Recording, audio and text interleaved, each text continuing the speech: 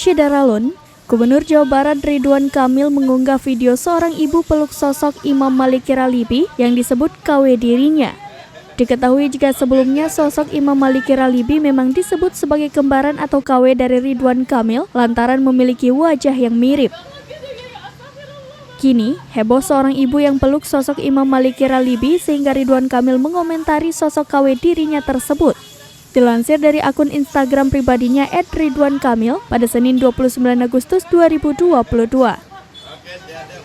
Dalam kesempatan itu terlihat sosok Imam Maliki Ralibi yang tengah bersalaman dengan seorang ibu.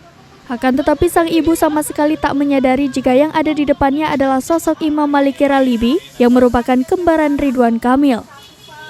Bahkan ibu tersebut tampak memeluk Imam Maliki Ralibi selaku Ridwan Kamil KW itu dengan menguatkannya atas kepergian Emeril Khan Mumtaz. Selain itu, sosok ibu tersebut juga mendoakan sang Ridwan Kamil KW agar nantinya menjadi presiden yang amanah bila terpilih memimpin Indonesia.